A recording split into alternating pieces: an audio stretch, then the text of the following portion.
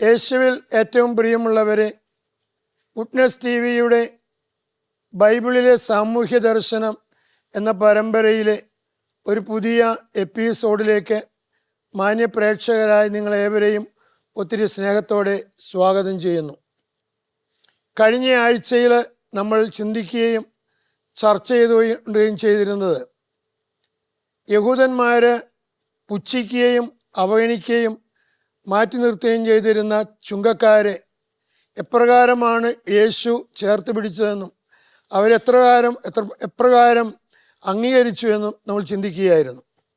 തുടർന്ന് നമ്മൾ ഈ എപ്പിസോഡിൽ പാപികളോട് യേശുവിൻ്റെ സമീപനം എന്തായിരുന്നു എന്ന് ചിന്തിക്കുകയാണ്. ഇന്നീ കാര്യങ്ങൾ നമ്മളുമായിട്ട് പങ്കുവയ്ക്കുന്ന സ്നേഹബഹുമാനപ്പെട്ട ഫിലിപ്പ് തയ്യലച്ഛനെ നിങ്ങളുടെ ഏവരുടെയും പേരിൽ ഒത്തിരി സ്നേഹത്തോടെ സ്വാഗതം ചെയ്യുന്നു.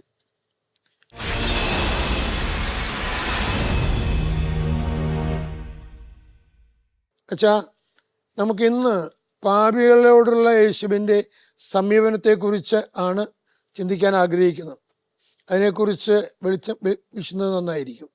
യഹൂദ സമൂഹം ഭ്രഷ്ട് കൽപ്പിച്ച് മാറ്റി നിർത്തിയിരുന്ന ഒരു വിഭാഗമാണ് പാപികൾ എന്ന വിഭാഗം. പുതിയ നിയമത്തിൽ, പ്രത്യേകിച്ച് സുവിശേഷങ്ങളിൽ, ലേഖനങ്ങളിൽ എല്ലാം ഇവരെയും ഉൾക്കൊള്ളുന്ന, ഇവരെയും സ്വീകരിക്കുന്ന, ഇവർക്ക് പ്രത്യാശയും സാന്ത്വനവും നൽകുന്ന ഒരു സമീപനമാണ് നമ്മൾ കാണുന്നത്. ഇനി ആരാണ് പാപികൾ? യഹൂദരുടെ വീക്ഷണത്തിൽ നമ്മൾ സാധാരണഗതിയിൽ പാപികൾ എന്ന് പറയുമ്പോൾ എന്തെങ്കിലും തിന്മ പ്രവൃത്തി ചെയ്യുന്ന, കൽപ്പന ലംഘിക്കുന്ന അതെ, തിന്മ ചെയ്യുന്ന ആളുകളെ നമ്മൾ പാപികൾ എന്ന് പറയുന്നു. അതും ഗുരുതരമായിട്ടുള്ള തെറ്റുകൾ ചെയ്യുന്ന ആളുകളെയാണ് നമ്മൾ പാപി എന്ന് പറയുന്നത്. വലിയ പാപിയാണെന്നൊക്കെ നമ്മൾ പറയുന്നുണ്ട്. കാരണം അതാണ് കൽപ്പനകളുടെ ഗുരുതരമായിട്ടുള്ള ലംഘനം. അതാണ് നമ്മൾ ലഘുപാപമെന്നും മാരകപാപം എന്നൊക്കെ ഇങ്ങനെ പറയുന്നത് കൽപ്പനയായിട്ട്, ദൈവകൽപ്പനയുമായിട്ടൊക്കെ ബന്ധപ്പെടുത്തിയാണ് പറയുന്നത്. പക്ഷെ യഹൂദരുടെ വീക്ഷണത്തിൽ പാപികൾ എന്ന് പറയുമ്പോൾ ദൈവ കേന്ദ്രീകൃതം അല്ലാതെയും ദൈവഹിതത്തിന് എതിരായിട്ടും ജീവിക്കുന്നവരും നിയമ അനുഷ്ഠാനത്തിൽ വീഴ്ച വരുത്തുന്നവരും പാപികളുടെ ഗണത്തിൽ പെട്ടവരാണ്.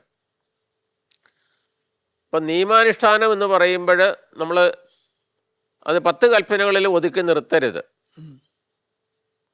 ഉദാഹരണമായിട്ട് സാബത്ത് പരിശുദ്ധമായിട്ട് ആചരിക്കണം, കർത്താവിൻ്റെ ദിനം പരിശുദ്ധമായിട്ട് ആചരിക്കണം എന്നുള്ള കൽപ്പന, ആ കൽപ്പനയുമായിട്ട് ബന്ധപ്പെട്ട് ഒരുപാട് നിയമങ്ങളുണ്ട്. പരിശുദ്ധമായിട്ട് കൽപ്പന എങ്ങനെ ആചരിക്കണം എന്ന നിർദ്ദേശങ്ങളും നിയമങ്ങളുമുണ്ട്. അതിലൊന്ന് ജോലി ചെയ്യരുത്. ഇനി യഹൂദർ എന്താണ് ജോലി, അതിനെക്കുറിച്ച് അവർ ഡെഫിനിഷൻ നിർവചിക്കും. ഏതൊക്കെയാണ് ജോലിയുടെ പെടുത്തപ്പെടുന്നത്? ഭാരം ചുമക്കരുത്. അപ്പോൾ ഏതെങ്കിലും ഒരാൾ ഭാരം ചുമക്കുന്നതാണെന്നുണ്ടെങ്കിൽ അത് നിയമലംഘനം, അത് പാപമാണ്. സാപത്ത് ലംഘിച്ചു ആണ്. അങ്ങനെ ഉള്ളൊരു കാര്യമാണ്. സാപത്തിൽ കർത്താവ് ചോദിക്കുന്ന സൗഖ്യം നൽകുന്നത് തെറ്റാണ്. സൗഖ്യം നൽകുന്നുണ്ടോ എന്ന് അറിയാനായിട്ട് അവരിങ്ങനെ നോക്കി നിൽക്കുകയാണ്, പരിസയർ നോക്കി നിൽക്കുകയാണ്. വയലിലൂടെ പോകുമ്പോൾ ഗോതമ്പ് മണി, അതെ, ജോലി ചെയ്യുന്നത് ഒരു ജോലിയാണത്. പറിക്കുന്നു, കയ്യിലിട്ട് തിരുമുന്നു, അപ്പം ഇങ്ങനെ തിന്നുന്നു. അപ്പം ഇതൊക്കെ ലംഘനമാണ്. അതുകൊണ്ടാണ് അത് ചോദിക്കുന്നൊരു കാര്യം. ഇങ്ങനെയുള്ള, അതുകൊണ്ടാണ് നിയമം അനുസരിച്ച് ജീവിക്കാത്തവരെന്ന് പറയുമ്പോഴത്തേക്കും നിയമത്തിൻ്റെ ലംഘനമല്ലേ പാപം എന്ന് നമ്മൾ ചോദിക്കുമ്പോൾ ആ നിയമത്തിനുള്ള ഒരുപാട് ഉപനിയമങ്ങളുണ്ടെന്നുള്ളതാണ്. അപ്പോൾ ഇത് അതുപോലെ കൈ കഴുകാതെ ഭക്ഷിക്കുന്നു, അത് പാപമാണ് അവരെ സംബന്ധിച്ചിടത്തോളം. അപ്പോൾ ഇവിടെ കൈ കഴുകാതെ ഭക്ഷിക്കുന്നത് എന്ന് പറയുമ്പോഴത്തേക്കും റിച്വൽ ആയിട്ടുള്ള ക്ലൻസിങ് ആണ് ഉദ്ദേശിക്കുന്നത്. എന്ന് പറഞ്ഞു കഴിഞ്ഞാൽ അവരെ സംബന്ധിച്ചിടത്തോളം എന്തെങ്കിലുമൊക്കെ കുടിക്കുക അങ്ങ് ചെയ്യുന്നതിന് മുമ്പായിട്ട് പോലും കൈ കഴുകണം. അപ്പോൾ അതിന് ഇപ്പം നമ്മുടെ കൈ നമ്മൾ വെള്ളം കുടിക്കുന്നത് മാത്രമേ ഉള്ളൂ, കൈ കൊണ്ട് കയ്യിൽ അഴുക്കൊന്നുമില്ല. ആ. ഒരു ഗ്ലാസ് വെള്ളം കൊണ്ടുവരുന്നു, പക്ഷേ ആ വെള്ളം കുടിക്കണമെന്നുണ്ടെങ്കിൽ പോലും നിയമപരമായിട്ട് കൈ കഴുകിക്കണം. അതെ ഉള്ള ഇതാണ്. അപ്പോൾ അത് ചെയ്യാത്തൊരുത്തനാണെന്നുണ്ടെങ്കിൽ അവനെ പാപിയുടെ ഗണത്തിൽപ്പെടുത്തും. അപ്പോൾ അതുകൊണ്ട് പാപിയുടെ ഗണത്തിൽ പെടുന്നവർ എന്ന് പറയുന്നത് ഒരു വിശാലമായിട്ടുള്ള ഒരു കൺസെപ്റ്റാണ് പാപികൾ എന്ന് പറയുമ്പോഴത്തേക്ക്. അനുഷ്ഠാനങ്ങളിലാണ് അതെ, ശ്രദ്ധ. അതിലും ഉണ്ട്, അനുഷ്ഠാനങ്ങളിലാണ്. അപ്പം നിയമഗ്രന്ഥത്തിലെ വചനങ്ങൾ അനുസരിച്ച് ജീവിക്കുന്നവർ നീതിമാൻ, അതനുസരിക്കാത്തവർ പാപികൾ എന്നുള്ളതാണ്. ആ ഒരു കൺസെപ്റ്റാണുള്ളത്. അതുകൊണ്ടാണ് പാപികളോട് കൂട്ടുചേരരുതെന്ന്, അവരിൽ നിന്ന് അകന്ന് ജീവിക്കണമെന്നുള്ള ഉപദേശങ്ങൾ പഴയ നിയമത്തിൽ ഒരുപാട് നമുക്ക് കാണാനായിട്ട് സാധിക്കും.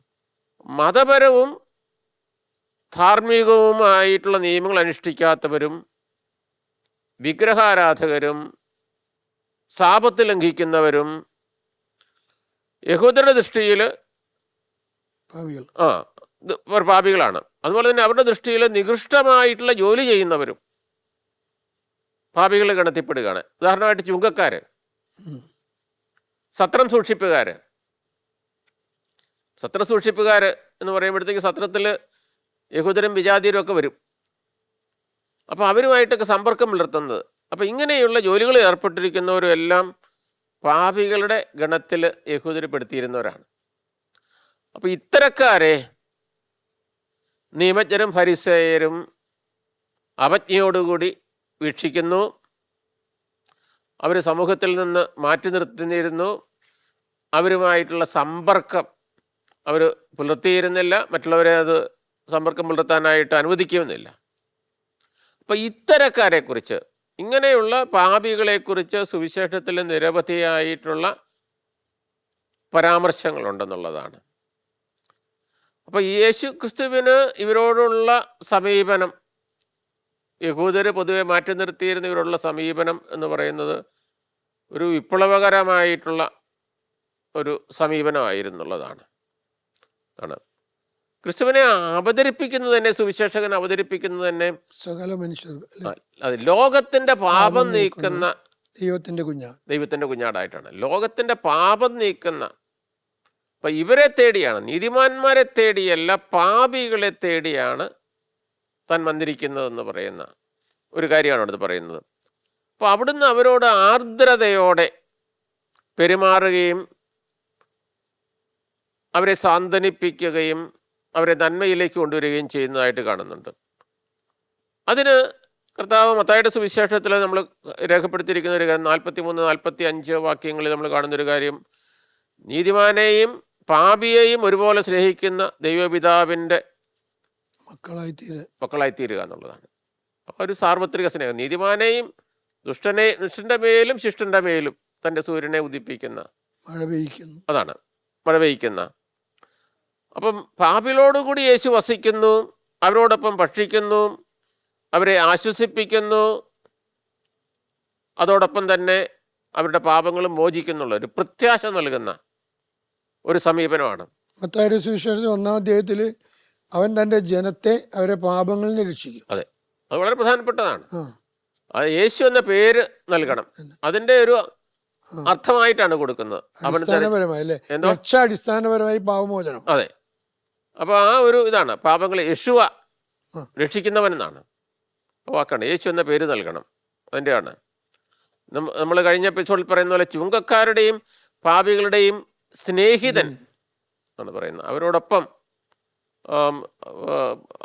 അവരെ സമീപിക്കുന്നു, അവർ കർത്താവിൻ്റെ പക്കലേക്ക് കടന്നു വരുന്നു, അവരുടെ സ്നേഹിതനാണ്. ക്രിസ്തുവിനെ അവജ്ഞയോടുകൂടി വീക്ഷിക്കുകയാണ്. അതാണ് ആ ഒരു പ്രയോഗം, ചുങ്കക്കാരുടെയും പാപികളുടെയും സ്നേഹിതൻ എന്ന് പറയുന്നത്. ഇതാണ് യേശു ക്രിസ്തുവിനെ കുറിച്ച് അഭിമാനം ഉള്ളതുപോലെ അല്ല പറയുന്നത്, അവജ്ഞയോടുകൂടിയാണ്. അവനെയും ഈ കൂട്ടത്തിൽ പെടുത്താം എന്നുള്ള ഒരു, അവനെയും പാപിയായിട്ട് അതെ മുദ്രകുത്താൻ. അപ്പം അവിടെയാണ് മുമ്പ് പറഞ്ഞതുപോലെ താൻ ഇവരെ തേടിയാണ് വന്നിരിക്കുന്നത് എന്ന് പറയുന്നത്. മാത്രമല്ല 15-ാം അധ്യായത്തിൽ ലൂക്കായുടെ സുവിശേഷത്തിൽ നമ്മൾ കാണുന്നൊരു കാര്യമാണ്, പാപിയുടെ മാനസാന്തരത്തിൽ സ്വർഗത്തിൽ സന്തോഷമുണ്ടാകുമെന്ന് പറയുകയാണ്. പാപിയുടെ മാനസാന്തരത്തിൽ സ്വർഗത്തിൽ സന്തോഷമുണ്ടാകും. നഷ്ടപ്പെട്ടു പോയ ആടിനെ അതെ അന്വേഷിക്കുന്ന നല്ലയിടയൻ. അതെ, അതാണ് ക്രിസ്തുവിൻ്റെ സമീപനം. ഇത് തൻ്റെ പിതാവിൻ്റെ ഇതാണ്, പിതാവ് ചെയ്യുന്ന ജോലി തന്നെയാണ് ഞാൻ ചെയ്തിരിക്കുന്നത് എന്ന് പറയുന്ന കരുണയുടെ ഇതാണ്. അപ്പോൾ യേശുക്രിസ്തുവിൻ്റെ ഈ സമീപനം പ്രത്യാശ നൽകുന്ന സമീപനമാണ്. തിന്മയിൽ ജീവിക്കുന്ന വ്യക്തികൾക്ക്, തിന്മ ചെയ്തതിൻ്റെ പേരിൽ സങ്കടം അനുഭവിക്കുന്ന വ്യക്തികൾക്ക് താൻ ഒറ്റപ്പെട്ടവനല്ല. ദൈവത്താൽ, അതായത് സമൂഹം മാറ്റി നിർത്തിയെങ്കിലും ദൈവം എന്നെ മാറ്റി നിർത്തിയെന്നില്ല, എന്നോട് കരുണ കാണിക്കുന്നുള്ളതൊരു വലിയ സാന്ത്വനം, ഒരു പ്രത്യാശ നൽകുന്ന ഒരു സമീപനമാണ്. അപ്പം ഇങ്ങനെയുള്ള യേശുക്രിസ്തുവിൻ്റെ മനോഭാവം മനസ്സിലാക്കിക്കൊണ്ട് തന്നെയാണ് പാപികൾ അവിടുത്തെ പക്കലേക്ക് ഒരു സ്വാതന്ത്ര്യത്തോടു കൂടി കടന്നു വരുന്നത്. നമുക്കറിയാമല്ലോ, ചില മനുഷ്യരുടെ അടുത്തേക്ക് വരാനായിട്ടുള്ള സ്വാതന്ത്ര്യം മറ്റുള്ളവർക്കില്ല. എങ്ങനെ പ്രതികരിക്കും എന്നറിയില്ല, വളരെ ഭയപ്പാടോടുകൂടിയാണ്. നമുക്ക് പണ്ടത്തെ ഒരു മുഖ്യമന്ത്രി ഉണ്ടായിരുന്നല്ലോ, മനുഷ്യരുടെ ഇടയിലേക്ക് ഇറങ്ങിച്ചെന്നിട്ട് അവർക്ക് വേണ്ടിയിട്ട് സമയം ചെലവഴിക്കുന്ന, മണിക്കൂറുകൾ അവർക്ക് വേണ്ടിയിട്ട് ചെലവഴിക്കുന്ന, സ്വന്തം ഊണും ഉറക്കവും ഇല്ലാതെ ഇരിക്കുന്ന. അപ്പോൾ അവർ സ്വാതന്ത്ര്യത്തോടു കൂടിയാണ് എല്ലാ സങ്കടവും പറയും. അവരുടെ സാമ്പത്തിക ക്ലേശം മാത്രം പറയാനായിട്ടല്ല അവർ വരുന്നത്. ചിലപ്പം കുടുംബത്തിൻ്റെ ഒരു പ്രശ്നമാണെന്നുണ്ടെങ്കിൽ അതും അദ്ദേഹത്തോട് എന്ന് പറയും. ഇങ്ങനെയുള്ളൊരു കാര്യമാണ്. അതൊക്കെ കേൾക്കാനായിട്ടുള്ളൊരു മനസ്സ് കാണിക്കുന്ന, അവിടെ എന്നൊരു പോലീസൊന്നും അങ്ങനെ ഒരു സെക്യൂരിറ്റി ഒന്നും അവരെ തടയുന്നില്ല എന്നുള്ളതാണ് ആ ഒരു കാര്യം. വേറെ ചില വ്യക്തികളുണ്ട്, നമുക്ക് മനസ്സിലാക്കാനായിട്ട് സാധിക്കും. പോലീസും പട്ടാളവും ഒക്കെ വേണം. 1000 കാതം അകലെ മനുഷ്യരെ നിർത്തുന്ന അല്ല ഞാൻ പറഞ്ഞത്. അപ്പോൾ ആ സ്വാതന്ത്ര്യം ഇല്ല എന്നുള്ളതാണ്. അപ്പോൾ ഇവിടെ ഇങ്ങനെ സ്വാതന്ത്ര്യത്തോടു കൂടി, അതുകൊണ്ടാണ് നിങ്ങൾ ഈ ശിഷ്യന്മാർ സെക്യൂരിറ്റി ആയിട്ട് അഭിനയിക്കുന്ന അല്ലെങ്കിൽ അതിൻ്റെ റോൾ എടുക്കുന്ന അവസരങ്ങൾ സുവിശേഷത്തിൽ നമുക്ക് കാണാനായിട്ട് സാധിക്കും. ശിശുക്കളെ തടയുന്നതായിട്ടുണ്ട്. അവരെ തടയണ്ട, വരുവൻ. അമ്മമാർ കുഞ്ഞുങ്ങളെയും കൊണ്ട് വരിക എന്ന് ഓർത്തണം. ആ ഒരു സ്വാതന്ത്ര്യം ഇതാണ്, ആ ഒരു സ്വാതന്ത്ര്യമാണ്. അത് യഹൂദ സ്ത്രീകളാണ്, കുഞ്ഞുങ്ങളെ കൊണ്ട് വരികയാണ്. അപ്പം ആ ഒരു സ്വാതന്ത്ര്യം, അതുകൊണ്ടാണ് 7-ാമത്തെ അധ്യായത്തിൽ ലൂക്കായുടെ സുവിശേഷത്തിൽ നമ്മളൊരിക്കലും അത് പ്രതിപാദിച്ചു. അതായത് ഫരിസേയൻ്റെ വീട്ടിൽ യേശു ഭക്ഷണത്തിനിരിക്കുന്ന സമയത്ത് അവനവിടെ ഉണ്ടെന്ന് കേട്ടിട്ട് പാപിനിയായിട്ടുള്ളൊരു സ്ത്രീ, ഇവൾ എത്രക്കാരിയാണെന്ന് ഇവൻ അറിയുന്നില്ല എന്ന് സ്വഗതമായിട്ട് വിരുന്ന് ഒരുക്കിയവൻ ഫരിസേയനായിട്ടുള്ള ശിമിയോൻ പറയുന്നൊരു കാര്യം നമ്മൾ കേൾക്കുന്നുണ്ടല്ലോ. അപ്പം യേശുക്രിസ്തുവിൻ്റെ അടുത്തേക്ക്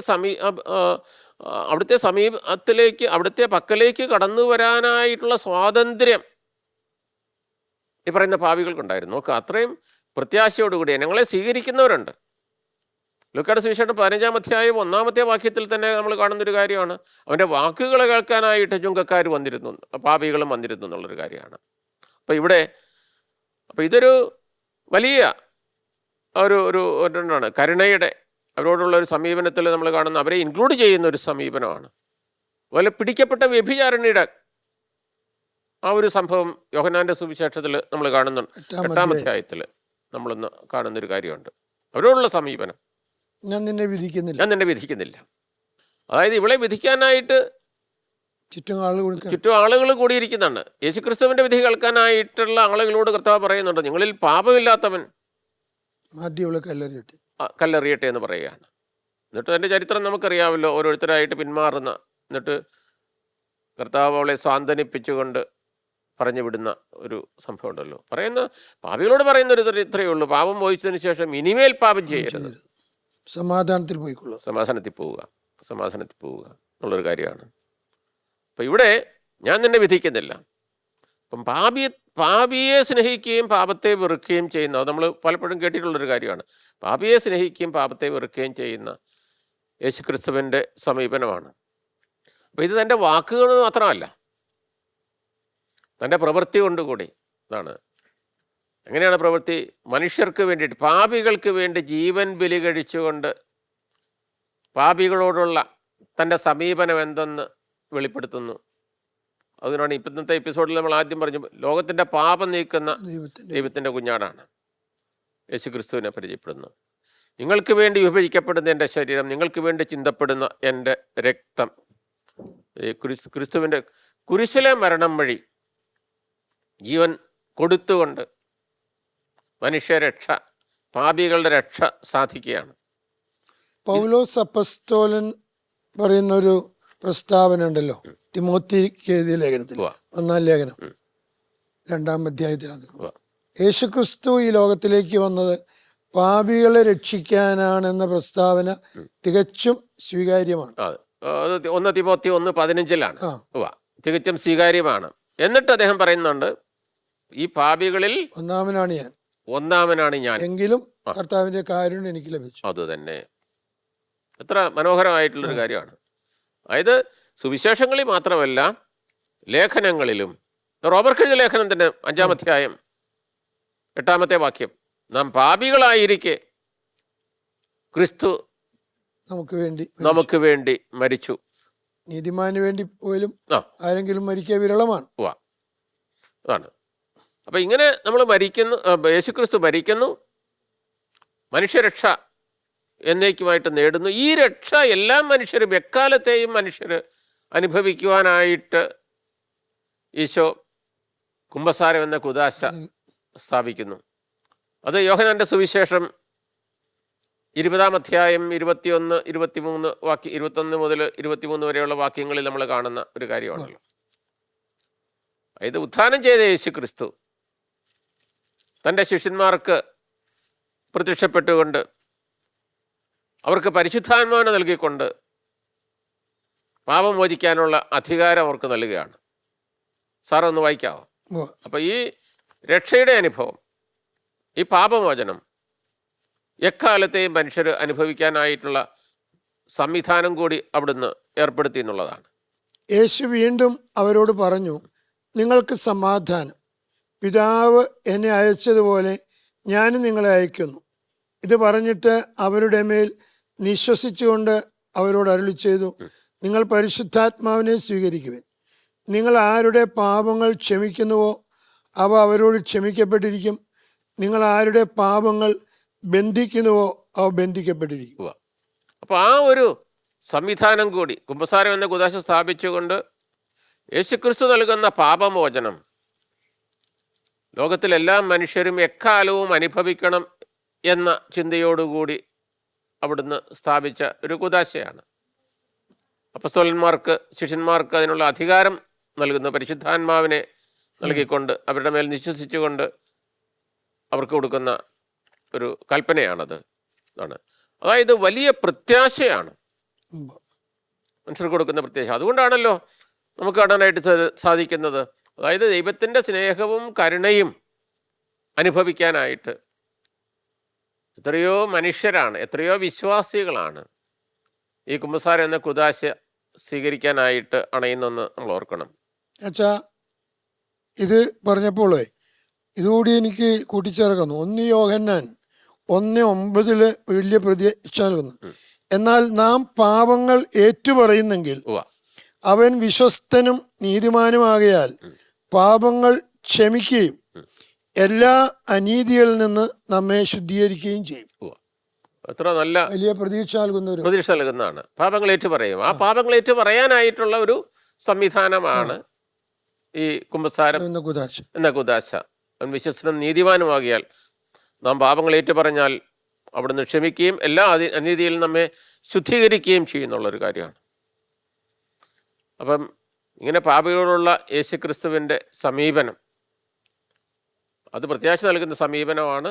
ആ ലേഖനത്തിൽ തന്നെ 7-ാം വാക്യത്തിൽ ഇങ്ങനെ പറയുന്നുണ്ട്, അവിടുത്തെ പുത്രനായ യേശുവിൻ്റെ രക്തം എല്ലാ പാപങ്ങളിൽ നിന്നും നമ്മെ ശുദ്ധീകരിക്കുന്നു. അതായത് ക്രിസ്തുവിൻ്റെ മരണം രക്ഷാകരമായിട്ടുള്ള മരണമാണ് എന്ന് ഓർമ്മിപ്പിക്കുകയാണ്. ലോകത്തിൻ്റെ പാപം നീക്കുന്ന ദൈവത്തിൻ്റെ കുഞ്ഞാണ്.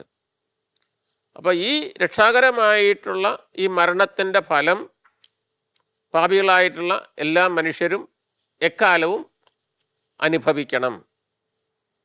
അതിനുള്ള സംവിധാനം സഭയിൽ ഉണ്ട്. ഇന്നും പാപികൾക്ക് പ്രത്യാശ നൽകുന്ന യേശുക്രിസ്തുവിൻ്റെ സ്നേഹവും കരുണയും ഇന്നും എന്നും അനുഭവിക്കുവാനായിട്ട് സഭയിലൂടെ സാധിക്കുമെന്ന് ഓർമ്മിപ്പിക്കുകയാണ് ഒരു കാര്യം. പിന്നെ നമ്മളിപ്പോൾ ഓർക്കേണ്ട, ഇതുമായിട്ട് ബന്ധപ്പെട്ട് നമ്മൾ ചിന്തിക്കേണ്ട ഒരു കാര്യം, തെറ്റ് ചെയ്യുന്നവരോട്,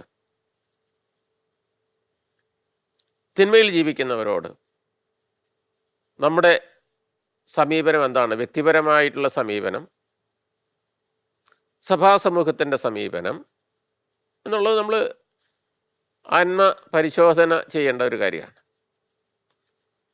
ചിലർ ചോദിക്കും, തെറ്റ് ചെയ്യുന്നവരോട് സഭ തന്നെ കർക്കശ്യത്തോടു കൂടിയൊക്കെ പെരുമാറുന്നില്ലേ, സഭ തന്നെ അവരെ ശിക്ഷിക്കുന്നില്ലേ എന്നൊക്കെ ചോദിക്കുന്നു. കർത്താവ് അവരോട് ക്ഷമിക്കുന്നു, പക്ഷേ സഭയ്ക്ക് എന്തുകൊണ്ടാണ് സഭ ഇങ്ങനെ കാനോനികമായിട്ടുള്ള ശിക്ഷാ നടപടികളൊക്കെ എടുക്കുന്നത്? ക്ഷമിച്ചാൽ പോരെ എന്ന് ചോദിക്കുന്ന ആളുകളുണ്ട്, ഇല്ലേ? അങ്ങനെ ഉള്ളവരല്ലേ? എന്താ ക്ഷമിച്ചുകൂടെ? അല്ല, ഈ കൊറിന്തോസുകാർക്ക് 1-ാം ലേഖനത്തിലെ 5:13 2-ാം ഭാഗത്ത് ഇങ്ങനെ എഴുതുന്നു, ദുഷ്ടനെ നിങ്ങളുടെ ഇടയിൽ നിന്ന് നീക്കിക്കളയുന്നു. എന്താ? അതെ, 1 കൊറിന്തർ 5:5 അതിന്റെ സാറ് ചോദിച്ചത് 5 ദുഷ്ടനെ നിങ്ങളുടെ ഇടയിൽ നിന്ന് നീക്കിക്കളയൻ. അപ്പോൾ അതിൻ്റെ ഒരു പശ്ചാത്തലമുണ്ട്. നമ്മളൊരു ബൈബിളിലെ വാക്യങ്ങൾ, ബൈബിളിലെ സന്ദേശം എന്ന് പറയുന്നത് അതിൻ്റെ കോണ്ടെക്സ്റ്റിലാണ്, അതിൻ്റെ സാഹചര്യം മനസ്സിലാക്കിക്കൊണ്ടാണ്. 5-ാം അധ്യായത്തിൽ ഒരു കാര്യത്തെക്കുറിച്ചുള്ള ഒരു ചർച്ചയാണ് കാണുന്നത്. ഒരു സംഭവം, ആ സംഭവമായിട്ട് ബന്ധപ്പെട്ട ഒരു ചർച്ചയാണ്. അത് തുടങ്ങുന്നത് തന്നെ ഒരു അസാൻമാർഗികതയെക്കുറിച്ച് സൂചിപ്പിച്ചുകൊണ്ടാണ്. അത് 5-ാമത്തെ അധ്യായം 1-ാമത്തെ വാക്യം, വിജാതിരുടെ ഇടയിൽ പോലും ഇല്ലാത്ത തരം അവിഹിത ബന്ധങ്ങൾ നിങ്ങളുടെ ഇടയിലുണ്ടെന്ന് കേൾക്കുന്നു. നിങ്ങളിൽ ഒരാൾ സ്വന്തം പിതാവിൻ്റെ ഭാര്യയുമായി അവിഹിതമായ വേഴ്ചയിൽ കഴിയുന്നു. ഇതാണ് പ്രശ്നം. വളരെ ഗുരുതരമായ പ്രശ്നം, ഗുരുതരമായിട്ടുള്ള തെറ്റാണ്. അങ്ങനെയുള്ള ഒരാളെക്കുറിച്ചുള്ള ചർച്ചയാണ്. ആ ചർച്ചയിൽ അദ്ദേഹം പറയുന്ന ഒരു കാര്യം, ഇങ്ങനെയുള്ള ഒരു മനുഷ്യനെ നിങ്ങളുടെ ഇടയിൽ നിന്ന് നീക്കിക്കളയുക.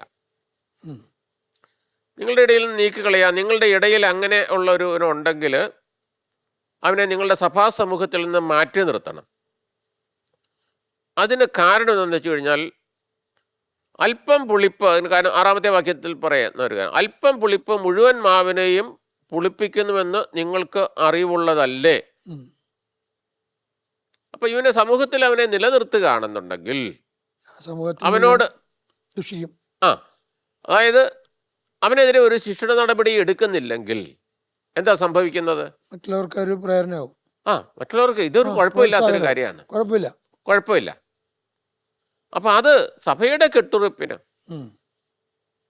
മറ്റുള്ളവർക്ക് ഇതൊരു ദുർമാതൃകയാകാനായിട്ട് നിമിത്തമാകരുത്. കാരണം അല്പം പുളിപ്പ് അല്പം കഴിയുമ്പോഴത്തേക്കും അത് മാവിനെ മുഴുവനും പുളിപ്പിക്കും. അതുണ്ടാകാതിരിക്കാനായിട്ട് ഈ പുളിപ്പ് നീക്കിക്കളയണം, മാറ്റണം. അതെന്തിനാണെന്ന് ചോദിച്ചു കഴിഞ്ഞാൽ, അത് പ്രത്യേകിച്ച് എന്തിനാണ്?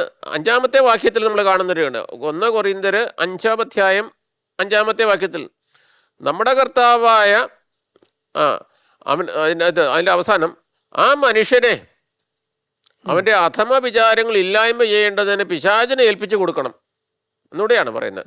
അവൻ്റെ അധമ വികാരങ്ങൾ ഇല്ലായ്മ ചെയ്യേണ്ടതിന്, അധമ വികാരങ്ങൾ ഇല്ലായ്മ ചെയ്യേണ്ടതിന് പിശാചിനെ ഏൽപ്പിച്ചു കൊടുക്കണം എന്ന് പറഞ്ഞാൽ, അതിൻ്റെ കാരണം വെച്ച് കഴിഞ്ഞാൽ, ഇങ്ങനെയുള്ള ഒരുത്തനെ സഭാസമൂഹത്തിൽ നിന്ന് പുറത്തേക്ക് പോകുമ്പോൾ അവിടെ അവന് ഈ സഭാസമൂഹത്തിലായിരിക്കുമ്പോഴുണ്ടാകുന്ന കൃപ കിട്ടുന്നില്ല. കൃപ കിട്ടാതെ വരുമ്പോഴത്തെ കഴിഞ്ഞാൽ വീണ്ടും അവൻ ഇതിലേക്ക് വന്ന് തെറ്റിലേക്ക് വന്നു കഴിയുമ്പോൾ, നമുക്കറിയാമല്ലോ, ഈ ലൂക്കായുടെ സുവിശേഷത്തിൽ 15-ാം അധ്യായത്തിൽ ഒരുവന് അങ്ങേയറ്റം തകർന്നു കഴിഞ്ഞപ്പോഴാണ് ധൂർത്തപുത്രൻ്റെ ഉപമയിൽ അവന് താൻ എത്രയോ ഒരു കാലത്ത് എത്രയോ നന്നായിട്ട് ജീവിച്ചിരുന്ന ഒരുത്തനാണ് എല്ലാം നഷ്ടപ്പെടുത്തി. അപ്പോഴാണ് അവന് സുബോധം ഉണ്ടാകുന്നത്.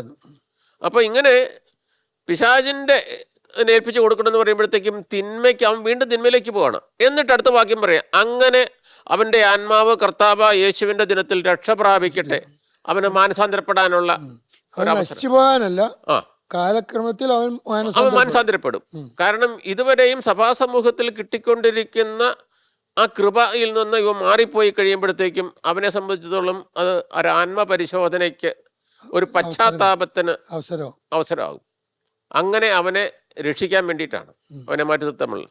അപ്പോൾ ശിക്ഷ, സഭാസമൂഹത്തിലെ ശിക്ഷ തന്നെ നശിപ്പിക്കാനല്ല, അത് ആണ് എന്ന് ഇവിടെ പ്രത്യേകമായിട്ട് ഓർമ്മിപ്പിക്കുന്നത്. യേശുവിൽ ഏറ്റവും പ്രിയമുള്ളവരെ, നമ്മൾ ഈ എപ്പിസോഡ് ഇവിടെ അവസാനിപ്പിക്കുകയാണ്. നമ്മൾ ഇന്ന് ഇത്രയും സമയം ചിന്തിക്കുകയും ചർച്ച ചെയ്തിരുന്നത് പാപികളോടുള്ള യേശുവിൻ്റെ മനോഭാവത്തെക്കുറിച്ചായിരുന്നു. വേദപുസ്തകത്തിൽ ഉടനീളം സുവിശേഷങ്ങളിൽ നമ്മൾ ആവർത്തിച്ച് കാണുന്ന കാര്യമാണ് യേശു ലോകത്തിലേക്ക് വന്നത് പാപികളെ രക്ഷിക്കാനാണ് എന്നുള്ള വലിയ സത്യം ആവർത്തിച്ച് പറയുന്നത്. അങ്ങനെ യേശു പാപികളുടെ രക്ഷകനായി, പാപിമോചകനായി നമ്മൾ കണ്ടു. ഇന്ന് ഇക്കാര്യങ്ങളെല്ലാം നമ്മളുമായിട്ട് പങ്കുവെച്ച ബഹുമാനപ്പെട്ട ഫിലിപ്പ് തയ്യലച്ചനെ നിങ്ങളുടെ ഏവരുടെയും പേരിൽ ഒത്തിരി സ്നേഹത്തോടെ നന്ദി പറയുന്നു. നിങ്ങളുടെ വിലയേറിയ അഭിപ്രായങ്ങളും നിർദ്ദേശങ്ങളും സംശയങ്ങളും ഞങ്ങൾക്ക് എഴുതുക. കത്തുകൾ അയക്കേണ്ട വിലാസം: ദ പ്രൊഡ്യൂസർ, ബൈബിളിലെ സാമൂഹ്യ ദർശനം, goodness TV, divine vision complex, Muringoor PO, Chalakudy 680309. മറ്റൊരു എപ്പിസോഡിൽ നമ്മൾ വീണ്ടും കണ്ടുമുട്ടുന്നത് വരെ നന്ദി, നമസ്കാരം.